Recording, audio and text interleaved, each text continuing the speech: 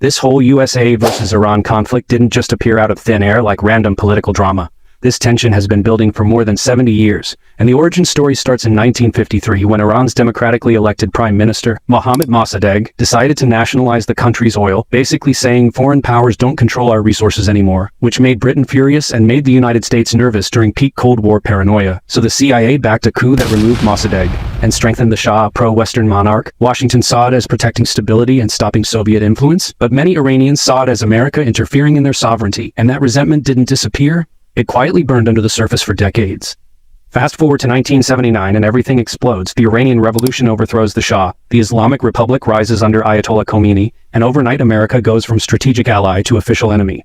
Then the U.S. Embassy in Tehran is stormed and American diplomats are held hostage for 444 days, and from that moment the relationship wasn't just damaged, it was completely shattered.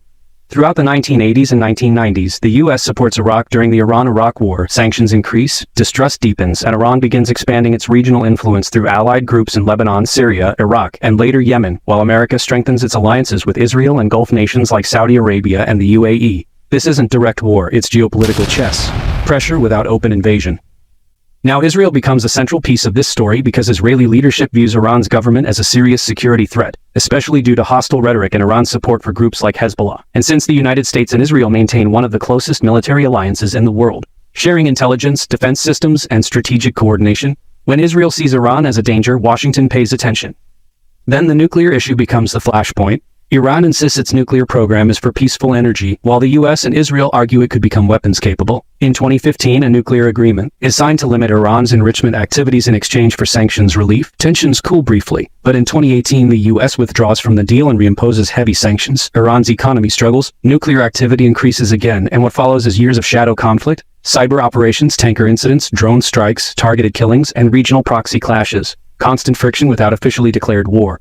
The reality is neither side openly wants a full-scale war, but both are fully prepared if escalation happens, which creates a dangerous environment where one miscalculation could spiral.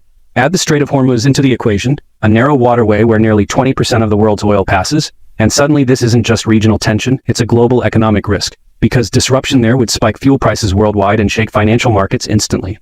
So this conflict isn't simple good versus bad. It's Cold War history, revolution trauma, national pride, alliance loyalty, nuclear mistrust, regional power competition, and energy politics layered over decades, building pressure slowly like water behind a dam, and history shows that when pressure builds long enough, it eventually looks for cracks. After decades of tension, sanctions, and proxy conflicts, 2015 looked like the moment things might finally cool down. The Joint Comprehensive Plan of Action, better known as the Iran nuclear deal, was signed between Iran, the United States, and several world powers. The deal limited Iran's uranium enrichment, reduced centrifuges, and allowed international inspections in exchange for sanctions relief. For a brief moment, the temperature dropped. Iran's economy stabilized slightly, global markets relaxed, and it felt like maybe this long-standing standoff had found a pause button. But geopolitics doesn't stay calm for long. In 2018, the United States withdrew from the agreement, arguing that the deal didn't fully address missile programs or regional influence. Washington reimposed heavy economic sanctions under what was called a maximum pressure campaign. Iran's currency dropped, oil exports were restricted, inflation surged, the economic squeeze was intense. From Tehran's perspective, this move proved the US couldn't be trusted long-term. From Washington's perspective, pressure was meant to force stronger negotiations. Instead, it pushed both sides closer to confrontation. Following the withdrawal, Iran gradually reduced compliance with nuclear limits, increasing uranium enrichment beyond earlier caps. Israel grew increasingly vocal about viewing Iran's nuclear expansion as a direct threat. Behind the scenes, intelligence agencies and cyber units reportedly escalated activity. There were mysterious explosions at nuclear facilities, cyber attacks targeting infrastructure, and covert operations that both sides rarely acknowledged publicly but clearly understood. Then came one of the biggest flashpoints in modern history, the targeted U.S. drone strike that killed a top Iranian military commander in early 2020. That single event sent shockwaves through the region. Iran responded with missile strikes on U.S. bases in Iraq, marking one of the rare moments where the two countries directly exchanged fire without intermediaries. It was tense. Global markets reacted instantly. Oil prices spiked. Military forces went on high alert. For a few days, the world genuinely wondered if this was the beginning of full-scale war. But full war didn't happen. Instead, both sides stepped back slightly. Not because the hostility disappeared, but because the cost of open conflict is massive. The United States maintains overwhelming conventional military power, global alliances, and advanced air and naval capabilities. Iran, while not as globally dominant, holds significant regional leverage through missile programs, naval tactics in the Gulf, and allied groups across the Middle East. That balance creates deterrence, but also constant friction. Since 2018, tensions have followed a pattern: strike, retaliation, denial, warning, then temporary calm. Drone incidents over the Gulf, attacks on oil tankers, cyber intrusions, sanctions updates. Military exercises meant to send signals without crossing red lines. It's not loud war, it's pressure warfare. And this is where the danger increases. Because when diplomacy breaks down and communication weakens, misunderstandings become more likely. One misread radar signal, one strike that goes too far, one political shift that changes calculations. The nuclear issue remains unresolved, sanctions remain in place, and regional rivalries remain active. The tension hasn't disappeared, it's stabilized at a high level. And high-tension environments are unpredictable. What started decades ago with a coup and a revolution evolved into sanctions and shadow operations. Now it sits in a fragile balance where neither side wants escalation, but both prepare for it daily.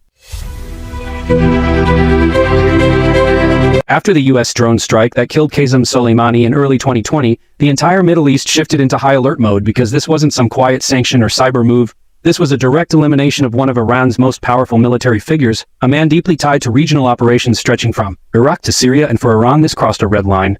The response came days later when ballistic missiles were launched toward Iraqi bases housing American forces, including Ain al-Assad, and for the first time in years the world watched two nations, Iran and the United States, exchange direct military fire without hiding behind proxies or denials, and global leaders genuinely feared this could spiral into full-scale war. Oil markets reacted nervously, military analysts tracked every radar signal, and governments prepared contingency plans. But here's where strategy overtook emotion. Although the missiles were real and the strike was serious, no American troops were killed in that attack, and many experts believe Iran calibrated the operation carefully, strong enough to show retaliation and preserve domestic credibility, but measured enough to avoid triggering overwhelming U.S. military escalation. Washington responded not with immediate massive bombardment, but with additional sanctions and tightened economic pressure, signaling strength without opening the door to invasion. And in that tense moment, both sides stepped back from the cliff, proving something critical. This conflict operates on deterrence, not chaos. However, stepping back didn't mean peace, because across Iraq and Syria, rocket and drone incidents linked to Iranian-aligned groups continued, and U.S. forces conducted targeted strikes in response, each action carefully calculated, each response designed to send a message without igniting total war, while simultaneously Israel continued its own parallel campaign against Iranian-linked military infrastructure in Syria, adding another layer to an already complex standoff. And hovering over all of it was the Strait of Hormuz, one of the most strategically vital shipping lanes on Earth, where any disruption could shake global energy markets in hours. Meaning this wasn't just a regional rivalry, but a pressure system with worldwide economic consequences. What makes this chapter so intense isn't just that missiles were fired, it's that they were fired and then stopped, that both sides showed capability and restraint at the same time, that the line between shadow conflict and open war was crossed briefly and then redrawn. And the reality today remains fragile because deterrence only works as long as both sides calculate perfectly. And history has shown that in high-pressure environments, miscalculations happen fast.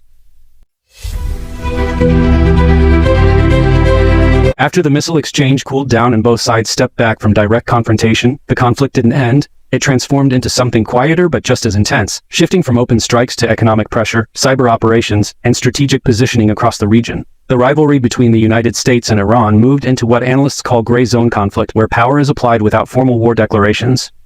Washington doubled down on sanctions, targeting Iran's oil exports, banking access, and international trade networks, using financial pressure as leverage instead of bombs. While Iran faced currency instability, inflation spikes, and economic strain at home. From the American perspective, sanctions were meant to force negotiations, but from Tehran's perspective, they represented economic containment, pushing Iran to adapt by seeking alternative trade routes, strengthening regional partnerships, and adjusting its export strategies.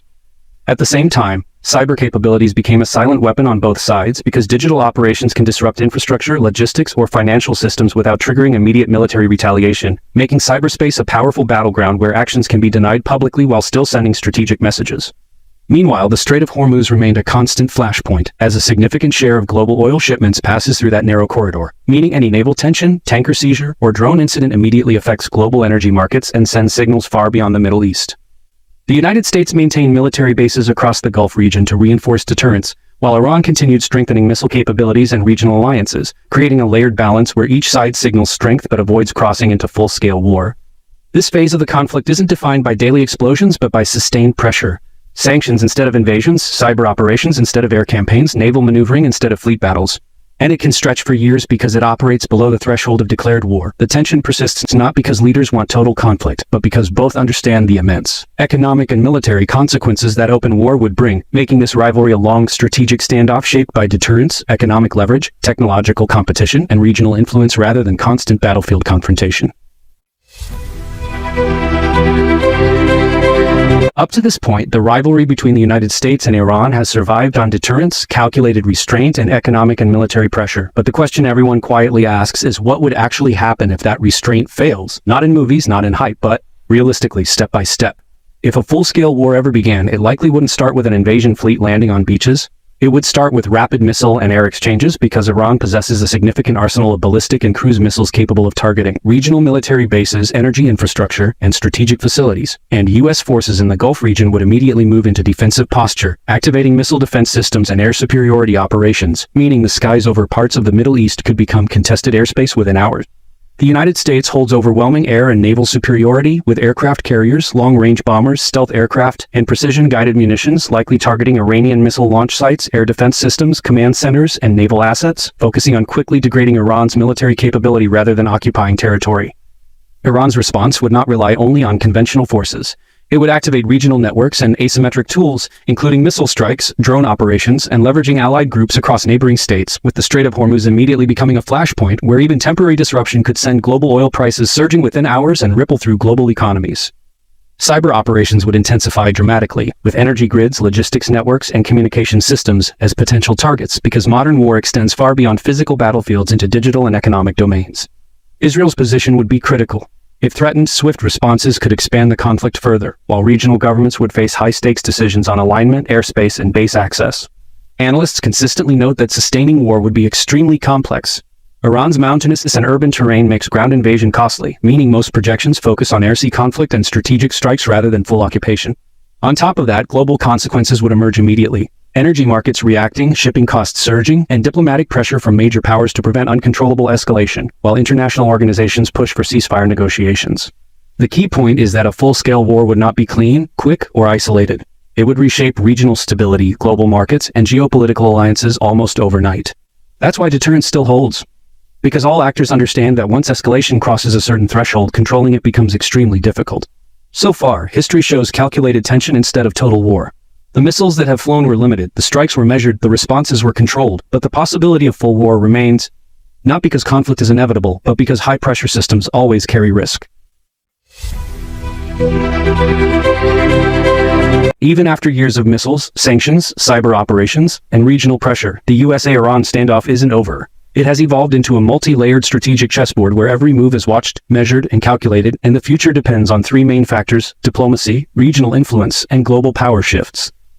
On the diplomatic front, there are occasional openings, indirect talks mediated by European powers, discussions about reviving aspects of the 2015 nuclear deal, and U.S. signaling that sanctions relief is possible if Iran complies with verification measures. But trust is fragile, political pressure in Tehran and Washington is high, and both sides know that any concession can be spun domestically as weakness, which makes genuine compromise difficult. Regionally, Iran continues to expand its network of influence through allied groups in Iraq, Syria, Lebanon, and Yemen, while Israel and U.S. forces monitor and respond to strategic threats in a constant game of deterrence, and that makes the Middle East a tense balancing act where a small spark can have outsized consequences. Meanwhile, global powers like Russia and China play an increasingly important role. Russia maintains military cooperation with Iran in Syria and beyond, while China provides economic lifelines and trade partnerships that allow Tehran to bypass some U.S. pressure, creating a multipolar dynamic where no single country can dominate outcomes entirely. Economically, the pressure from sanctions, energy market volatility, and cyber operations will continue shaping Iran's internal stability, trade routes, and alliances, and the Strait of Hormuz remains a perpetual flashpoint affecting global oil prices whenever tensions rise. Analysts believe that unless one side escalates recklessly, the rivalry will likely remain in a tense equilibrium, a mix of proxy engagements, limited strikes, cyber operations, and sanctions, punctuated by occasional diplomacy, where neither full war nor full peace emerges. In short, the standoff is expected to continue for years, with every development, missile test, cyber incident, diplomatic negotiation, capable of tipping global attention instantly. And for viewers, it's clear that understanding this conflict is not about explosions on screen, but about reading the subtle signals, understanding power projection, and watching how deterrence, alliances, and economic leverage shape the region's future. The next part will go deeper into the human and regional consequences, civilian impact, migration, and the lives caught in the crossfire, showing that even in a high-level strategic standoff, ordinary people bear the brunt of geopolitical games. While the headlines focus on missiles, sanctions, and global strategies, the real story unfolds on the ground, where ordinary people in Iran, Iraq, Syria, and neighboring regions feel the pressure every day. Civilians face economic hardships from sanctions that limit imports, cause inflation, and make food, medicine, and essential goods harder to obtain, while intermittent attacks and military posturing increase fear, uncertainty, and displacement, forcing many families to flee cities or even countries to seek safety. Beyond the direct effects of conflict, proxy battles continue to destabilize communities. Rocket attacks, drone incidents, and militia clashes ripple through towns, destroying infrastructure, schools, hospitals, and basic utilities. Energy shortages, power outages, and disrupted transportation networks amplify daily struggles, turning already tense regions into high-stakes survival zones. The psychological impact is profound. Generations grow up under constant threat, learning fear and resilience simultaneously, and mental health crises rise as stress, loss, and uncertainty mount. International aid often struggles to reach those most affected, hindered by sanctions, bureaucracy, and security concerns, leaving vulnerable populations in limbo. Even beyond Iran's borders, regional neighbors feel the strain. Refugee flows, increased security spending, and economic shocks from disrupted trade and oil markets ripple outward, affecting countries that are only indirectly involved in the standoff. This human dimension is often overlooked when analysts focus on missiles and sanctions, but it is the silent, ongoing consequence of high-level geopolitical maneuvers, a reminder that while governments calculate risks, ordinary people pay the price. The next part will examine how technology, surveillance, and cyber operations increasingly shape the lives of civilians, extending the battlefield into homes, networks, and cities, turning modern conflict into a pervasive, invisible war that touches everyone in the region. By now, the conflict between the United States and Iran has expanded far beyond missiles, sanctions, and regional proxies, entering the digital age where cyber warfare shapes both strategy and daily life. Governments, military installations, energy infrastructure, and financial networks have become prime targets, with each side developing advanced cyber capabilities to disrupt, surveil, or gain intelligence without firing a single physical shot. Iran has reportedly invested heavily in cyber tools to monitor and interfere with critical infrastructure, while the US and its allies maintain offensive and defensive operations to detect, counter, and when necessary, retaliate against attacks, creating a virtual battlefield that is invisible but highly consequential. These cyber operations affect civilians as well, sometimes unintentionally. Power grids can flicker, communications networks can falter, financial transactions can slow, and essential services can be interrupted, turning everyday life into a subtle front of this high-tech war. At the same time, misinformation and digital propaganda amplify tensions both regionally and globally, shaping public perception and political narratives. Social media becomes a tool of influence, with both nations attempting to sway domestic and international opinion while masking strategic intentions. This new battlefield also complicates diplomacy. Every cyber incident carries risk of miscalculation, and attribution is rarely immediate, meaning retaliation decisions are made under uncertainty. In effect, cyber warfare has turned ordinary cities into layered arenas of tension, where the invisible war intersects with real-life consequences, adding another dimension to the ongoing USA-Iran standoff. The next part, Part 10, will bring the story full circle, combining history, missiles, diplomacy, economics, cyber, and human impact to show the complete high-stakes picture of this modern conflict. After decades of tension, wars by proxy, missile exchanges, sanctions, and cyber operations, the USA-Iran rivalry today is a complex, multi-layered standoff where every move is calculated, every action measured, and the consequences ripple far beyond the region. From the streets of Tehran and Baghdad to the Strait of Hormuz and beyond, civilians feel the pressure of economic hardship, disrupted services, and the constant psychological strain of living under threat, while governments juggle diplomacy, military deterrence, and strategic alliances to maintain a precarious balance. Missiles have flown, bases have been struck, cyber operations have silently disrupted infrastructure, and regional proxies have acted as both shields and weapons, all while global powers like Russia and China watch and influence the outcome through economic partnerships, military cooperation, and diplomatic maneuvering. Energy markets, trade routes, and international finance respond to every spike in tension, making the conflict not just a regional issue but a global economic factor. Israel and other neighboring nations remain vigilant, prepared to act if threatened, while the US projects military presence to maintain deterrence without triggering total war. The reality is that while full-scale war has been avoided, the system operates on high-stakes calculation. Any misstep, accidental escalation, or misread signal could instantly unravel years of careful balancing. The human cost remains ongoing. Displaced populations, economic hardship, and mental health struggles continue quietly in the background, often unseen by the international media but deeply felt by those living within reach of the conflict.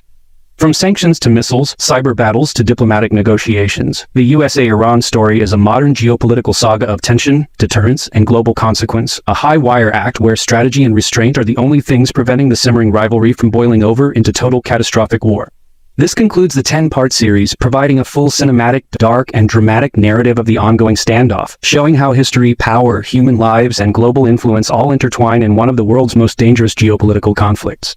If this saga blew your mind, smash that like, hit subscribe, and drop a comment on what shocked you most. Missiles, cyber attacks, or global power plays?